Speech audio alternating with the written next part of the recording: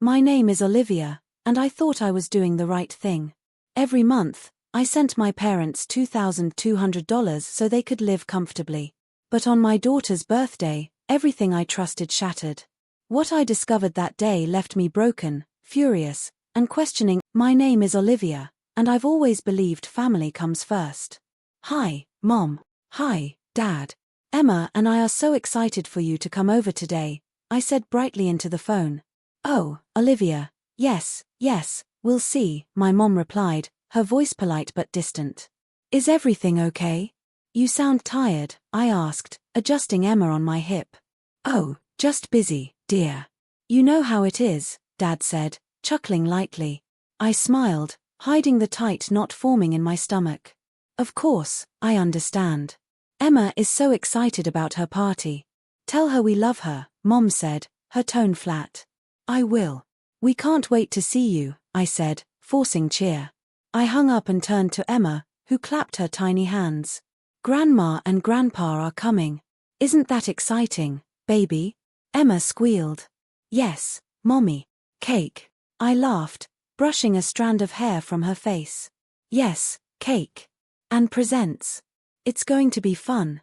Later that morning, I counted the bills I had saved for my parents this month. $2,200. Every month, without fail. I placed it in an envelope, labeled it carefully, and left it on the counter. I hoped it made them feel comfortable, maybe even happy. They should know I care, I whispered to myself. The doorbell rang, and Emma ran ahead, yelling, Grandma, Grandpa. My heart sank when I opened the door. Mom and Dad were there, but their smiles were thin, their eyes unreadable. Happy birthday, Emma, Mom said flatly. Hi, sweetie. Dad waved, his tone distant. Emma's smile faltered, but she ran to hug them anyway. Happy birthday to me, she chirped. We know, honey, Dad said, stepping back awkwardly. I felt a twist of confusion. Everything okay? I asked quietly. Oh, yes, just busy, Mom replied, glancing at Dad. I shook my head slightly, forcing a smile. Well, come in. Let's start with the cake. We all sat around the table, but their attention felt elsewhere. Emma beamed at them, holding up her little party hat. Look, Grandma, I have a crown. Mom's eyes skimmed over her, barely acknowledging it. That's nice. I clenched my jaw. Nice. It's her 5th birthday. Dad coughed nervously. It's good. Very good. The morning passed slowly, filled with awkward comments and strained conversation. I tried to bridge the gaps. So, Mom, did you get the package I sent last week? Oh, yes, thank you, she said shortly. Very generous. Generous? I blinked. It's $2,200, Mom. I wanted you to live comfortably this month. Oh, Olivia, you don't have to worry about us, Dad said, though I caught a small smirk cross his lips. I forced a laugh. I know, but I want to. Emma tugged my sleeve. Mommy, why aren't they happy? I hugged her tightly. They are, baby. Just tired, I guess. After they left, I sat on the couch, feeling the weight of unease pressing down on me. $2,200 every month, and still, this coldness, this distance. Why does it feel like nothing I do matters? I whispered. I replayed their voices in my mind.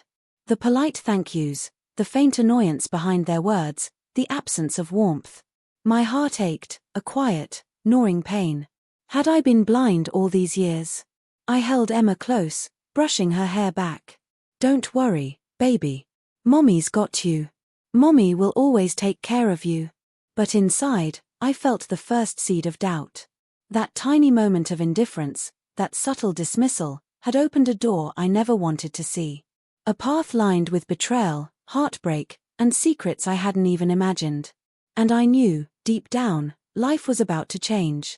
The birthday cake sat untouched, and I didn't understand why. Emma twirled in her party dress, eyes shining. Mommy, they don't like my cake, she asked softly. They do, baby. They just haven't tried it yet, I said, forcing a smile I didn't feel. Mom sat stiffly on the couch.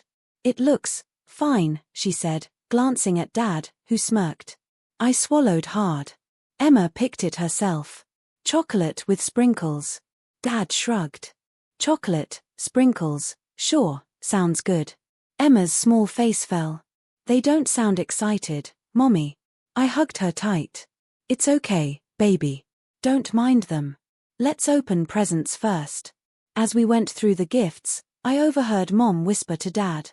Can you believe she still sends us that money, $2,200 this month? Dad chuckled. I know. And for what? She works herself to death, and for what? To buy us loyalty we don't even need. My stomach twisted. I froze, my fingers gripping a ribbon. What did you just say? Mom's voice dropped. Nothing. Just talking. No. I heard you. You're laughing about the money I send? About my sacrifices? I stood up, my voice trembling. Dad's smirk vanished. Olivia, calm down. You're overreacting. Overreacting? I send you thousands every month, and you mock me behind my back. Rage boiled through me. Emma clutched my leg, tears brimming in her eyes. Mommy. I knelt beside her. It's okay, baby. Mommy's here. Mom's voice grew defensive. Olivia, we don't owe you anything. You do this voluntarily. I shook my head.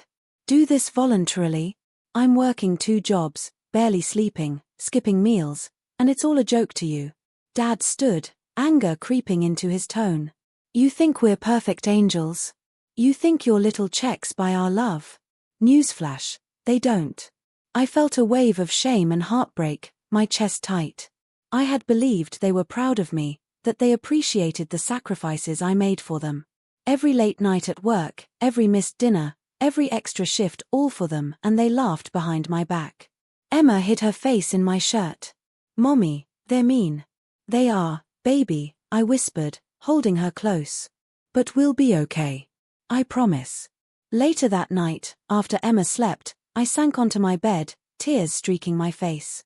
How could they be like this? How could the people who raised me be so cold? I whispered to the dark room, feeling a mixture of rage and disbelief. My phone buzzed. A message from Jacob, my best friend, appeared. Everything okay? You sounded off earlier. I typed back shakily. No. They mocked me. My money, my work. They don't care about Emma or me. I don't know what to do. Jacob's reply was instant. I'm coming over. You shouldn't be alone tonight. When he arrived, he didn't ask questions. He just hugged me, strong and steady. You're not overreacting, Liv. They've been toxic for a long time. You can't let them hurt you or Emma anymore. I thought they loved us, I sobbed. I thought they appreciated what I did. They don't, not the way you hoped. But that's not your fault. You've done everything right, Jacob said firmly. I buried my face in his shoulder, tears falling freely. For the first time, I realized that my blind love had blinded me to their toxicity. But in that heartbreak, a spark ignited. A fire I didn't know I had, the fire to protect Emma, to fight back, and to finally stop letting. The morning sun filtered through the blinds, but I felt anything but light. I stared at my reflection in the mirror, gripping the edge of the sink. Olivia, you can't keep letting them walk over you, I whispered to myself. When Mom and Dad arrived later, I didn't hide my anger. We need to talk, I said, my voice trembling. Mom arched an eyebrow. About what, dear? About everything. Your laughter yesterday, your dismissive words, the way you treat me like my sacrifices mean nothing, I shouted. Dad smirked. Olivia, calm down. You're making a scene. I'm done being quiet, I snapped, pointing at both of them.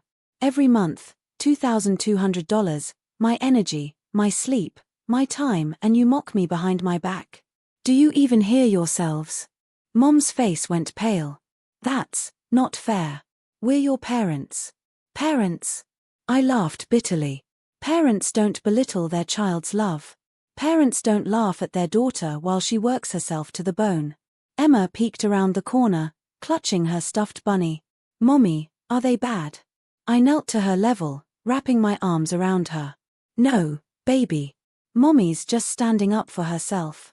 We're going to be okay. Later, Jacob arrived, his calm presence a contrast to the storm in my heart. So, what happened? He asked gently. They mocked me, Jacob. My parents. Everything I've done for them, everything I've sacrificed. I trailed off, tears stinging my eyes. Jacob nodded. I've seen it before, Liv. You've been enabling them, and it's not your fault. But it ends now. I swallowed hard. Ends now, how? We document it. Every insult, every cold word, every attempt to manipulate you. Then we cut off the financial support. They thrive on control, and you've given them that. No more. I felt a surge of empowerment. You really think I can do this? You already are, he said firmly. You just didn't see it. That afternoon, I called my parents to cancel the next month's transfer. Mom sounded surprised. Olivia, is something wrong? No, Mom. Everything's fine. I just need a break. I won't be sending money anymore. A long silence followed. Then Dad's voice, tight with frustration. We don't need this, Olivia. You're making a mistake. I smiled, a fierce, liberating smile. No, Dad. You're the ones making the mistake by believing my love can be bought. Days passed, and I ignored their calls. Every unanswered text, every voicemail I didn't respond to, felt like freedom rather than rejection. Emma and I laughed more, played more, and for the first time in years, I felt light. I wasn't carrying the weight of their expectations anymore. One evening, Emma tugged my hand. Mommy, you're so brave. I hugged her tightly. I'm brave because of you, baby. And because I finally realized my worth isn't tied to anyone else's happiness. Jacob grinned. See? You're reclaiming your life. This is just the beginning. I nodded, determination settling in my chest. I knew that karma would reach them eventually. I didn't have to force it. I just had to stand firm, protect Emma, and live without fear of their manipulation. As I tucked Emma into bed that night, I whispered, Mommy's done letting anyone treat her like less than she is. And we're going to be happy.